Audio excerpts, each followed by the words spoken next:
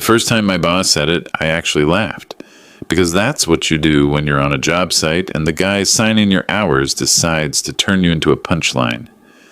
We were in the electrical room at Ravelin Cold Storage, a new build on the edge of the industrial park. Concrete walls, bright LED strips, that constant hum you feel more than you hear.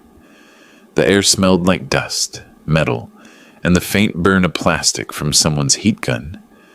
It was the kind of place where you didn't raise your voice unless something was wrong. My name's Caldwell Voss. Most people just called me Cal. I'd been wiring commercial sites long enough to know two truths. Electricity doesn't care about confidence, and management always thinks they can schedule safety. My boss was Darren Klein, project lead on paper, ego lead in real life. He had that talent for sounding like he'd done your job before, even when he couldn't identify half the hardware on the bench. That morning, the GC was walking the site with a client rep, and Darren decided he needed a show. He clapped his hands, looked right at me, and said, loud enough for the room to hear, "A monkey can do wiring. It's not brain surgery." A couple guys snorted, not because it was funny, but because silence is dangerous around a man like Darren. The apprentice, Brannick, did that nervous smile people do when they're watching someone higher up take a swing at someone lower down. I kept my face neutral. I'd learned the hard way that defending your pride in public always costs you more than it pays. I just said, "You want the feeder landed before lunch? I'll have it landed before lunch." Darren's mouth curled like he'd won something. That's the spirit. The scope that day was simple on paper. Finish terminations on a new panel board feeding the refrigeration control room, verify torque specs, then prep for the inspection walk. In real life, nothing on a job site is simple. Somebody's always rushing you. Somebody's always missing a piece. Somebody's always asking you to cut a corner. Just this once. The panel sat in the back of the electrical room. Fresh paint, tags still crisp, breakers lined up like teeth. It should have been dead. It was supposed to be dead. That's what the lockout sheet said. That's what the morning coordination meeting claimed. The utility cutover had been scheduled. The generator tie-in was handled. Everyone used the same easy words they use when they want you to stop asking questions. I didn't stop asking. I checked the prints. I checked the one line. I checked the temporary power plan. I asked Brannick to hand me the meter and watched his hands shake slightly when he did it. "Relax," Darren said. "We're behind. Test it and land it." I looked at him. "We need the lock, not just the tag." He rolled his eyes like I'd asked him to recite poetry. "Cal, don't turn this into theater. We've got the client here. You want to look slow?" That word, slow, was how he controlled people. Slow meant weak. Slow meant replaceable. Slow meant you didn't belong on real jobs. I swallowed my response and turned back to the panel. Here's what I wish more people understood. When you're working energized systems, the danger isn't only the voltage. The danger is the culture around it. The pressure. The jokes. The way everyone pretends the risk is exaggerated. Until it isn't. I did what I always do before my hands go near copper. I built a mental timeline. What I'd been told, who told me, when, what they promised was verified. What they assumed was verified. Those details aren't paranoia, they're insurance. I put my gloves on. I set my tools in a neat line, because when things go wrong, the messier your bench is, the messier your decisions become. I leaned in to look at the lugs, and the first thing I noticed was small. A tiny sheen on the insulation, like someone had wiped it. Fresh fingerprints, where there shouldn't have been fresh fingerprints. Brannick cleared his throat. They said the utility was off since yesterday. "Who said?" I asked. He hesitated. "Darren and the GC." I nodded like I accepted it. Then I did something Darren hated. I reached for my non-contact tester first. He scoffed, right on cue. "You don't need all that. Just land it." The tester chirped once. Soft, quick, then went quiet. Darren smirked. "See? Monkey work." But I didn't like the silence. Not the normal silence. The other kind. The kind that comes when you expect certainty and you get ambiguity instead. So I grabbed the meter and did it properly. Phase to phase, phase to ground, and again, just to be sure. The readings didn't make sense. Not it's hot or it's dead. Something in between. Ghost voltage, induction, a backfeed, all things that can get you hurt if you treat them like nothing. I frowned and took a breath through my nose. Something's not right. Darren stepped closer, and I felt him behind me like a shadow. Cal, we don't have time for feelings. Land it. Torque it. Move. That's when the client rep, Selena Morvant, clean hard hat, clean boots, asked casually, "Is this area safe to be in?" Darren answered without missing a beat. "Totally, we're just finishing up." He didn't look at me when he said it. That's the moment I understood. If something happened, it wouldn't be we, it would be me. Because in every incident report, the person holding the tool becomes the story. I straightened up slowly and looked at the lockout sheet taped to the wall. It had signatures, it had times. It had the kind of neat handwriting people use when they want something to look official. It also had one blank line. The verification line, I pointed at it. Who verified zero energy? Darren's jaw tightened. You're verifying it right now. That's not what the form says. He stared at me, hard, then leaned in so only I could hear him. You're going to embarrass me in front of the client over paperwork? I held his gaze. I'm trying to keep everyone from getting hurt over paperwork. He exhaled like I was exhausting him. Fine. Verify it again. Then do your monkey work. I turned back to the panel and leaned in, and right then, right as my hand moved closer to the cabinet, I heard the smallest sound in the world, a dry little tick, like a switch moving, like something somewhere deciding to wake up. My stomach dropped so fast it felt physical, because that sound wasn't supposed to exist in a dead panel. And before I could even speak, before I could pull my hand back and call for everyone to clear out, the room changed. The tick came again, sharper this time, like someone tapping a fingernail against metal. I froze with my hand inches from the cabinet and said, "Back up! Everybody back up!" Darren immediately snapped, "Don't start!" And then the world turned into pure light. Not a spark, not a pop. A violent, blinding burst that felt like the room itself exhaled fire. The sound hit second, like a shotgun fired inside a concrete box. The air punched my chest. Heat rolled over my face, even through the shield. For a split second, I couldn't tell if my eyes were open or closed, because all I saw was white. Someone screamed.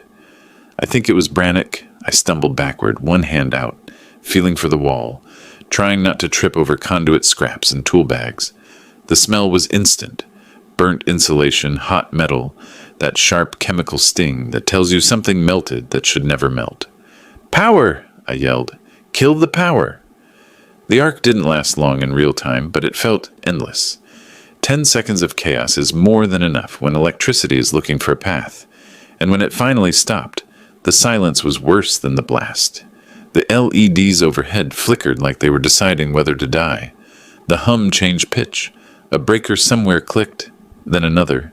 Smoke curled up from the panel door seam.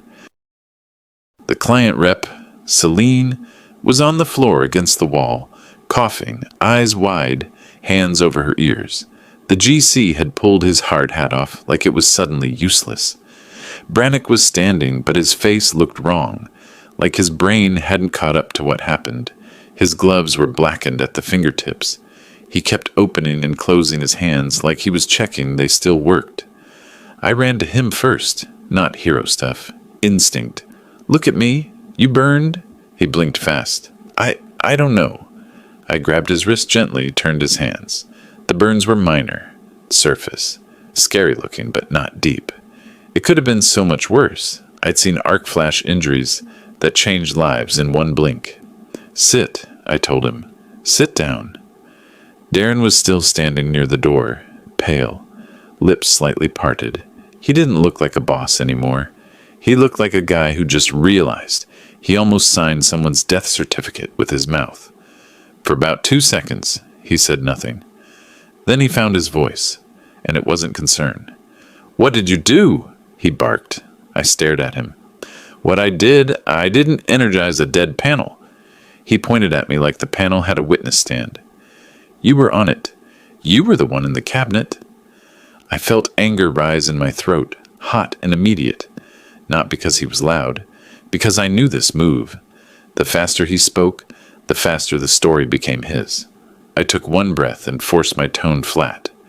"Nobody touches anything. We lock this down and we start the timeline." Darren scoffed like I'd said something petty. "Timeline? Cal, a client almost got hurt." "Exactly," I said. "So we're not guessing? We're documenting?" The GC finally moved, grabbed his radio, called the safety manager. Someone called the superintendent. Somebody said incident, like it was a dirty word. And that's when the second wave hit. The wave that always comes after the danger, the politics.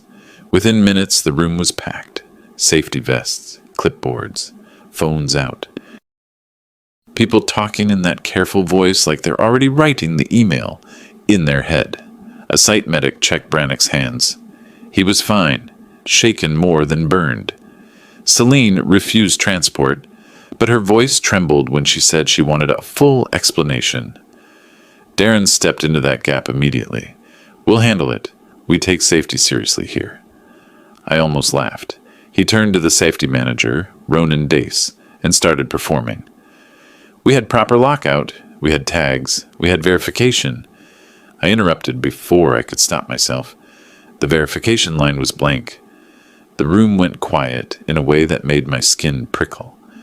Ronan looked at me. "Explain." So I did. Short, precise, no drama. I explained the lockout sheet, the missing verification signature, the readings that didn't make sense, the fingerprints on the insulation, the pressure to proceed, because the client was watching.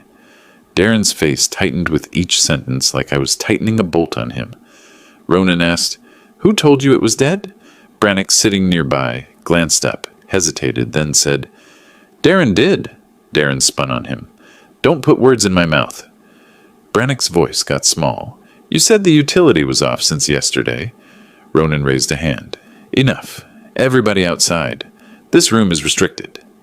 They cleared the space, and the panel got taped off like a crime scene. Because in a way, it was. Later that day, the numbers started showing up like bruises. A damaged breaker assembly. Melted bus insulation, lost labor. Emergency inspection fees. The refrigeration contractor had to pause their commissioning because the feeder was compromised. The GC's schedule slid, and everyone started hunting for a throat to step on.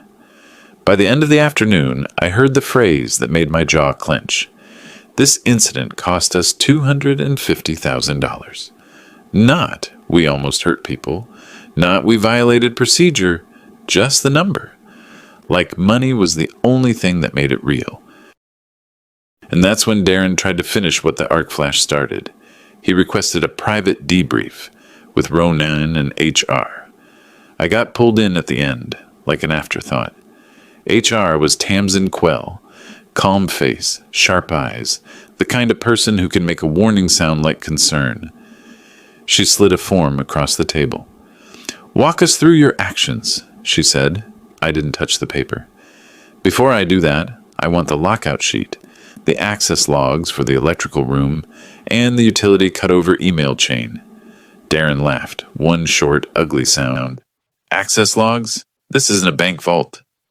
Ronan didn't laugh. He asked slowly, "There are door logs, badge access. Who came in and out?" Darren's smile faded.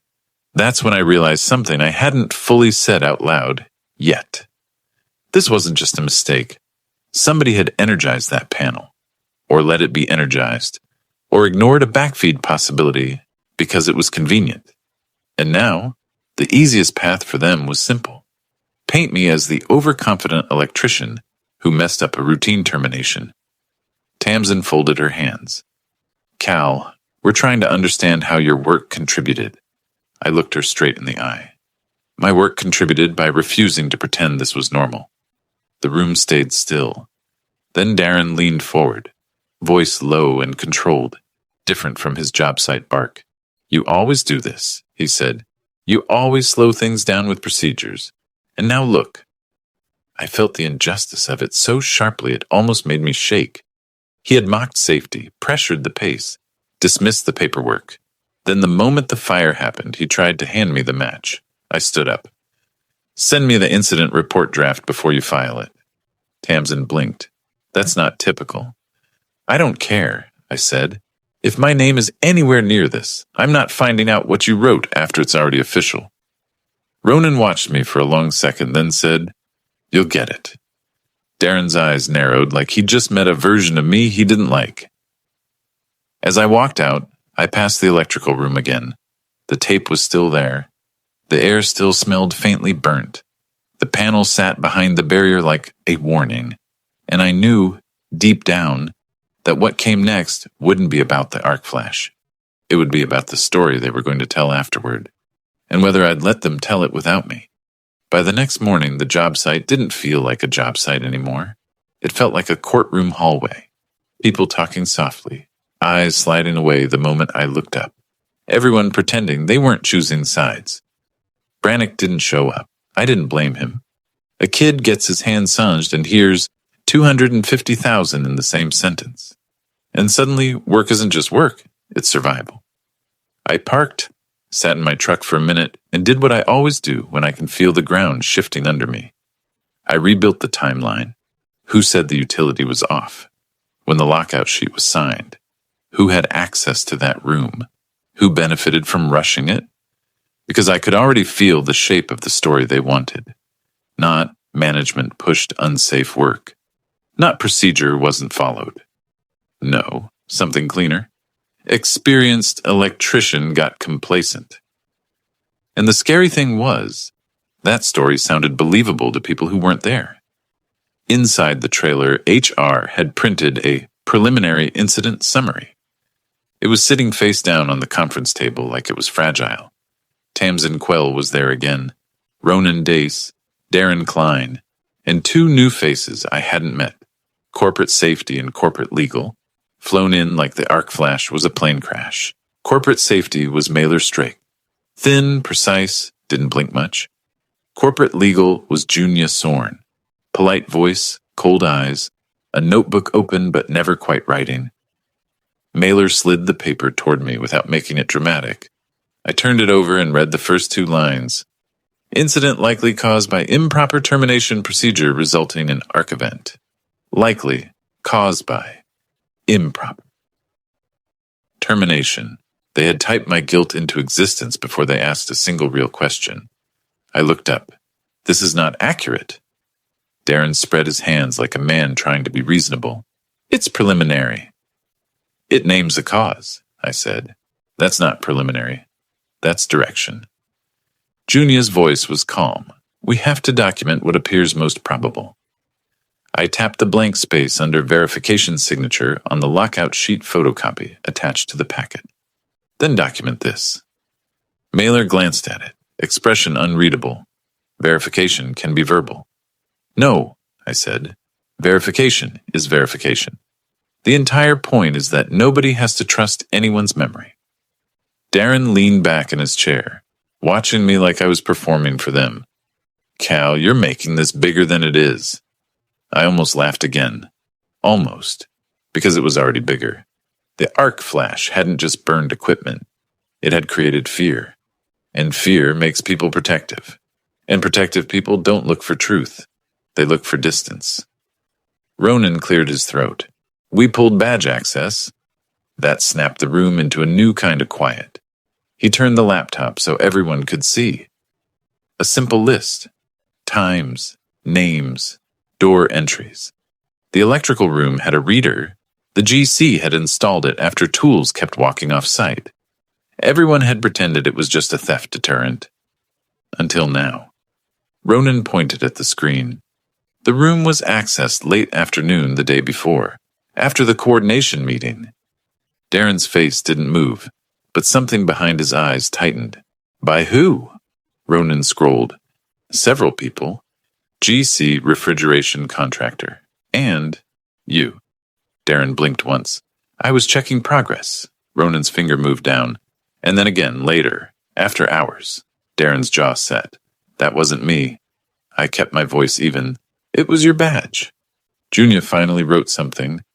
Mailer asked, who else could have had his badge? Darren's eyes flicked to me like he wanted to warn me without words.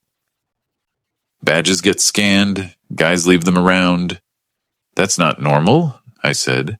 Not for a project lead who screams about accountability. The room felt tight, like the air had less oxygen. Ronan scrolled further. There's more. The utility cutover confirmation email came in the same afternoon. It stated the disconnect would be completed by end of day. Darren nodded quickly. Exactly. It was off? Ronan didn't nod back. But there's no follow-up confirmation that it was completed. No work complete notice. No test record. Mailer looked at me. You said your meter readings were inconsistent. Yes, I said. Not dead, not fully hot. Something in between. Mailer's eyes narrowed slightly. That can happen with induced voltage? Or a backfeed? I leaned forward. Or someone partially re-energized the system. Or left a temporary source tied in. Junia's pen paused. Darren let out a controlled exhale. So now we're accusing people? Great. That'll look fantastic in front of the client. That was his trick. Always. Make accountability sound like drama. I looked at him. You made a joke about monkeys doing wiring in front of the client. Don't suddenly pretend you care about appearances. A faint flush crept up his neck. Tamsin's eyes flicked to him, and then back to me like she was recalculating. Mailer asked, why would anyone energize a panel before verification? Nobody answered, because the answer sounded ugly, because it would mean someone valued speed more than safety. I said it anyway, because we were behind, because commissioning was coming, because everyone wanted the client walkthrough to look clean. Darren's voice sharpened. You're speculating. I'm describing motive, I said, which you asked for. Ronan closed the laptop halfway like he didn't want the screen to keep shining on them. We're going to do a deeper investigation. Junia spoke carefully. In the meantime, Cal, we need you off electrical work, pending review. There it was, the soft suspension. The administrative distance, the quiet exile that lets them say, later, he was already removed. I nodded once. Slow. Off electrical work, fine. But I want something in writing. Tamsin's smile was polite and empty. We can provide a temporary reassignment notice. I also want a written preservation request, I said, for all access logs, emails, and any edits to the lockout documentation. Darren laughed under his breath. Listen to him, like we're criminals. I looked at Junia, not him. I'm not calling anyone a criminal. I'm calling this an incident that will be rewritten, unless the records are frozen. Junia's eyes met mine. For a moment, her politeness slipped into something more honest, something like respect, or at least recognition. She said, noted. After the meeting, I walked out into the site yard and felt the cold hit my face. Not weather cold, internal cold. The kind you get when you realize you're not dealing with one argument. You're dealing with a machine that protects itself by turning a person into a scapegoat. I sat in my truck again and stared at my hands on the steering wheel. They were steady, not because I was calm, because I'd stopped hoping. Hope makes you soft. Hope makes you wait for fairness. And I knew right then that fairness wasn't coming on its own, but that was just the beginning. Because 2 hours later, my phone lit up with a message from Brannick. One sentence. I remembered something and I don't know if I should tell you. My stomach dropped again, not from fear this time, from clarity. Because whatever he remembered, it meant the arc flash wasn't an accident. It was a choice somebody made. And now I had to decide what I was willing to risk to prove it. Brannick wouldn't answer when I called. He just sent a pin drop to a diner off the highway. One of those places with burnt coffee, cracked vinyl booths, and a bell on the door that rings like it's tired of ringing. I got there early, sat with my back to the wall, and waited. When he walked in, he looked like he hadn't slept. Hoodie up, eyes red, hands shoved in his pockets like he was hiding them from the world. He slid into the booth across from me and didn't touch the menu. "I shouldn't be here," he said. I kept my voice low. "Then why are you here?" He swallowed. "Because if they pin it on you, it's my fault too." I stood there and let him talk. I let that sit for a second, then, "Tell me what you remembered?" Brannick stared at the table like the wood had the answer. "The day before," he said. "When everyone left, Darren came back into the electrical room." My jaw tightened. "With you?" He nodded once, barely. "He told me to come, said we needed to stage for the walkthrough." "Stage what?" Brannick's voice got quieter. "He said we were going to make it look finished." He opened the panel. He was on the phone. He was mad. Like someone higher up was riding him. I didn't interrupt. I didn't correct him. I just listened and kept my face neutral. Because people only tell the truth when they feel safe enough to keep talking. "He told me to hand him the temporary power whip," Brannick continued. "The one the refrigeration guys were using." I said, "I thought we weren't supposed to tie anything in until lockout was verified." "And he said?" Brannick looked up finally. "He said the same thing he said in front of everyone. That this was basic. That anyone could do it. Then he said something like, 'It just needs to be alive for the lights. Nobody's even going to open the door.'" My stomach went hollow. Temporary power whips aren't magic. They're just shortcuts people treat like they're harmless until they're not. You hook one thing to another, convince yourself it's just for a minute, and then you forget there's now a second path electricity can take. "A backfeed," I said, more to myself than him. Brannick nodded like he didn't know the word but knew the guilt. "He used his badge to get back in later. I saw him. I was walking to my truck and his headlights were still in the lot." "Did you tell anyone?" I asked. He shook his head fast. "No, because he's Darren, and I'm just me." That was the real lever. It always is. Power doesn't have to threaten you loudly. It just has to remind you what you'll lose if you speak. I took my phone out and opened my notes app. "I'm not recording you," I said, "unless you want me to. But I am writing down exactly what you're saying. I need times, details, anything you remember." Brannick's eyes darted around the diner. "If they find out I told you, they already decided you're disposable," I said. "You just haven't felt it yet." He flinched at that because it landed. We built the timeline together in plain language. When Darren called him back, what the temporary power whip looked like, where it was stored, who else could have seen it, what Darren said about the walkthrough, how long they were in the room, and the part that mattered most. Darren didn't treat it like a risk. He treated it like theater. When we finished, I asked one more question, the one that either closes the loop or opens a new nightmare. "Did he remove it?" I said, "or could it have been left tied in?" Brannick's mouth tightened. "I thought he removed it, but I didn't watch. He was rushing. He told me to leave and stop hovering." I stared at the coffee in front of me, untouched. My mind was already mapping the next moves. Because if the whip was still tied in, it wasn't just negligence. It was evidence.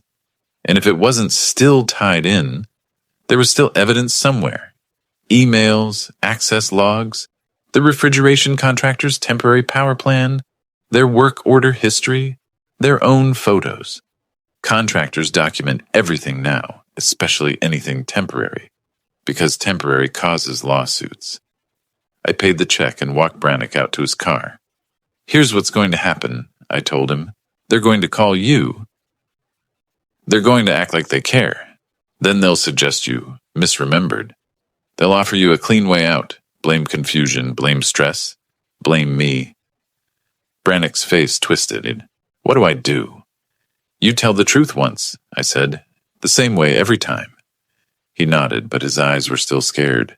And then he said quietly, "They already started." I felt my pulse jump. "What?" Brannick swallowed. "I got a message from HR this morning. They want me to sign a statement. They said it's standard, but the wording was... It was like they wrote it for me. He pulled out his phone and showed me the email. It was short, polite, smiling, and the attached statement had one sentence that made my vision sharpen. Employee observed Cal performing termination work in a manner inconsistent with standard procedure. They were shaping him into a tool. I handed the phone back. Don't sign anything today. I can't refuse, he whispered. You can, I said. You can say you need time. You can say you want to review it. You can say you want a copy of the incident summary and the lockout sheet. Brannick stared at me. They'll fire me. I didn't lie to him. Maybe. Then I added, but if you sign that, you'll live inside their version of you forever. He looked away, blinking hard. When I got back to my truck, I didn't drive to the site. I drove to the Union Hall office first, because even if you're non-union, they know how these games get played. Then I called an independent safety consultant I'd used years ago after a near miss, a guy named Ephraim Tal, who did incident reconstructions the way investigators do them. Boring, methodical, undeniable. He listened without interrupting. Then he said one sentence. If there's a backfeed path, you can prove it without anyone's permission. That was the first moment I felt something other than anger, not hope, control. By midday, I was back on site with a visitor badge and Ephraim's business card in my pocket. I didn't march in like a hero. I did it like a man building a case, polite, calm, and impossible to ignore. Ronan met me outside the trailer, surprised. You're not cleared for electrical rooms. I'm not going into the room, I said. I'm requesting access to the documentation. In writing. Right now. Behind him, I saw Darren step out of the trailer and freeze when he saw me. He tried to recover fast, smirk, shrug, the usual, but his eyes didn't match, because he recognized the tone. Not a guy begging for fairness, a guy collecting exhibits. I held up my phone. I'm sending a written preservation notice to corporate legal. All emails, logs, lockout forms, contractor plans, and any revisions. If anything disappears after this, it becomes its own problem. Darren's smile tightened. You think you're a lawyer now? No, I said. I think you've been playing with fire long enough that you forgot it leaves ash. Ronan hesitated. Then he said, send it. So I did, right there, with everyone watching. Subject line simple. Language clean. Dates, times, names, no accusations, just a request no sane company ignores. Darren's jaw worked as he watched me type. Then he did what people do when they realize they can't win on facts. He tried to win on status. He raised his voice, just enough for people nearby to hear. This is why everyone says you're hard to work with, Cal. Always making noise, always slowing the job. I looked at him and let the silence stretch. Then I said quietly, you called wiring monkey work. Yesterday it almost killed someone. Today you're calling accountability noise. And for the first time, people around us stopped pretending they hadn't heard everything. Darren's face flickered, anger then calculation. He leaned closer and said under his breath, you're done here. I didn't flinch. We'll see whose name is on the logs. That afternoon, Ephraim met me off-site and laid out the next steps like a blueprint. Obtain the contractor temporary power plan, request the refrigeration team's commissioning photos, pull the badge access list with timestamps, compare it to the lockout sheet, then identify every point where procedure was claimed, but not actually performed. Not revenge, reconstruction. Because when you reconstruct the truth, people who lied get trapped inside it. And that's when the call came. Not from HR, not from Ronan, from Celine Morvant, the client rep. Her voice was tight.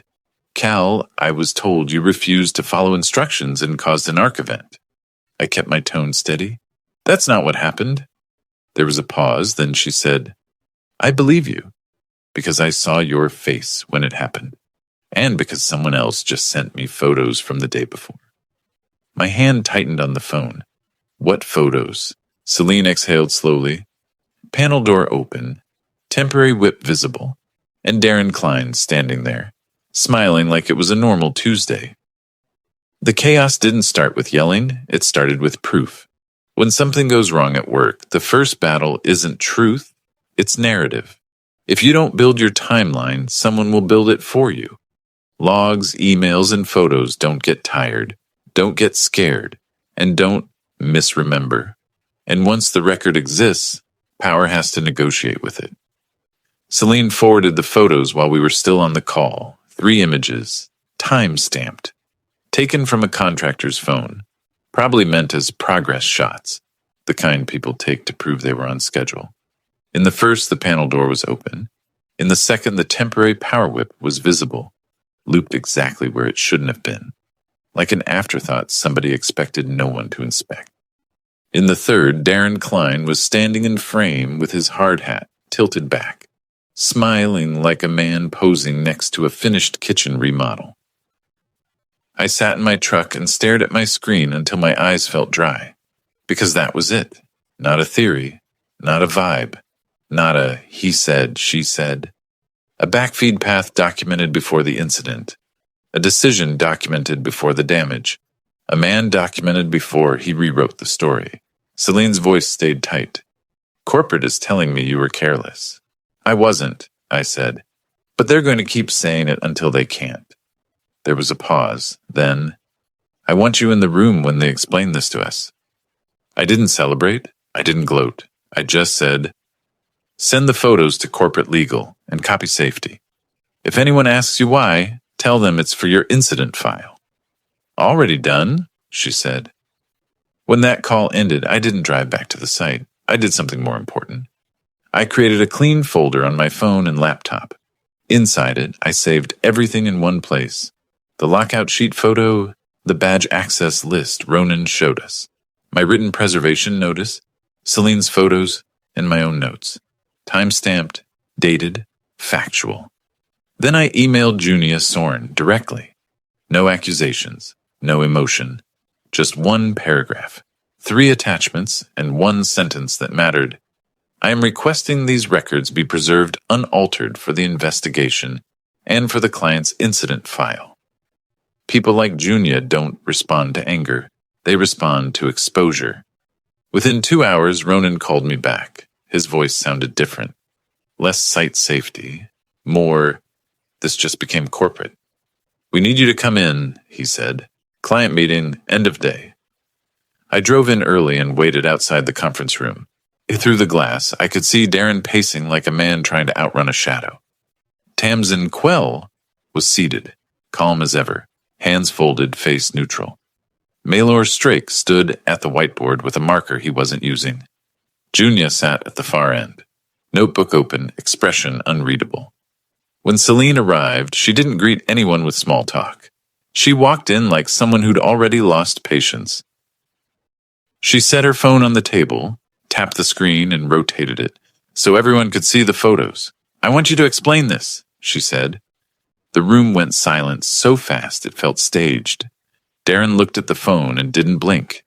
Then he did what he always did. He tried to talk over reality. That could be taken out of context, he said. Anyone could have. Maylor cut him off. That is your face, in the electrical room, with the panel open, before the incident. Darren's mouth tightened. We were staging. We had temporary power needs. It was controlled. Celine's voice stayed flat. Controlled. And yet we had an arc flash in front of my staff. Junia turned 1 page in her notebook without looking up. Darren, did you authorize any temporary energization path into that panel prior to verification? Darren hesitated just long enough to make the truth obvious. He tried anyway. We were behind schedule. Refrigeration commissioning was... Ronan leaned forward. That's not an answer. Darren's eyes flicked toward Tamsin like she could rescue him with vocabulary. But HR only rescues the company, and the company had just been handed a clean exit ramp. Blame the right person. Maylor spoke again, precise and calm. Arc flash incidents do not require intent. They require conditions. You created conditions. Darren's face flushed. So what? We're going to pin this on me? I'm the only one trying to keep this project moving. Celine didn't raise her voice. She didn't need to.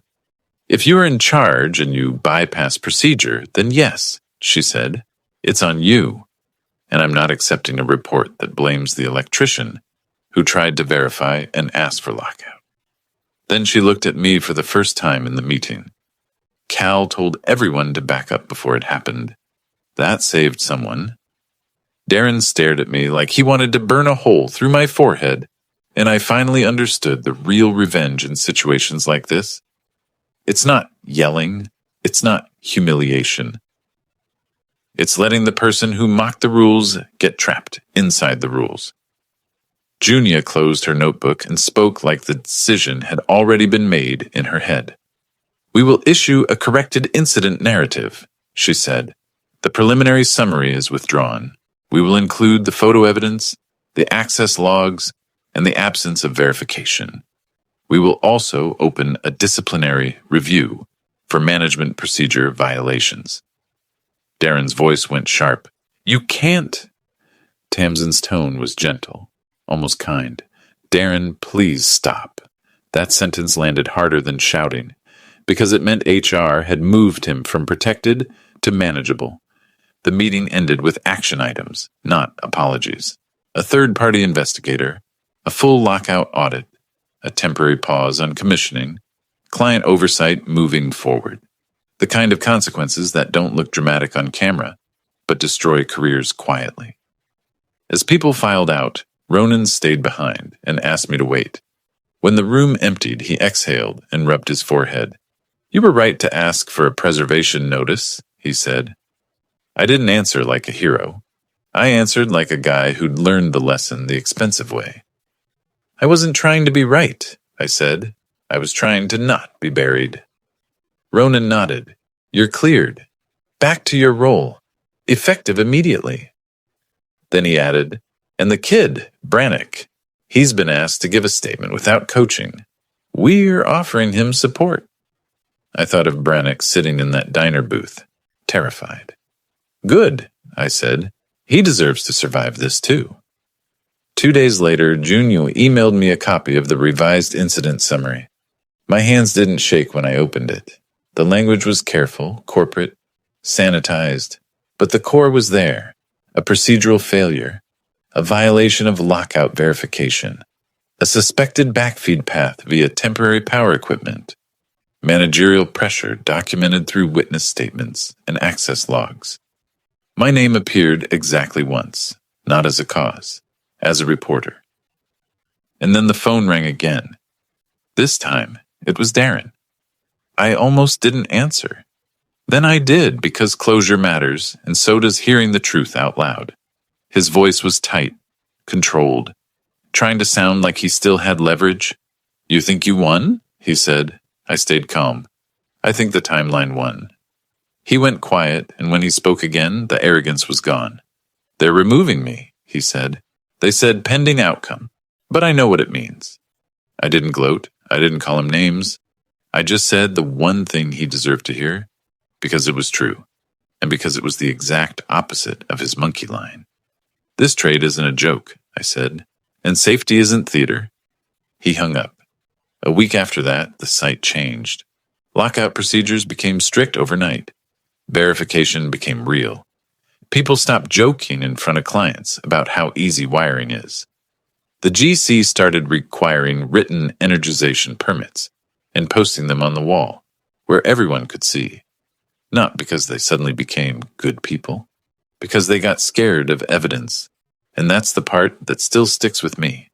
That arc flash cost the project $250,000 on paper. But the real cost was something else. It proved how fast a company will try to trade your life for a clean narrative. Brannick stayed on the job. He didn't become brave overnight, but he became honest. That's harder. Celine pushed for a safety clause in the contract. Ephraim did his reconstruction. Mailer got his audit. Junia got her risk containment. And me? I kept my job, but I didn't keep my innocence. Because the final lesson wasn't about electricity. It was about people. If your name is anywhere near the blast radius, don't argue. Don't perform. Don't beg. Build the timeline. Ask for verification in writing. Freeze the records early. Make the truth boring and repeatable. Because when everything goes wrong, the loudest person isn't the most powerful one. The most powerful thing in the room is the paper trail.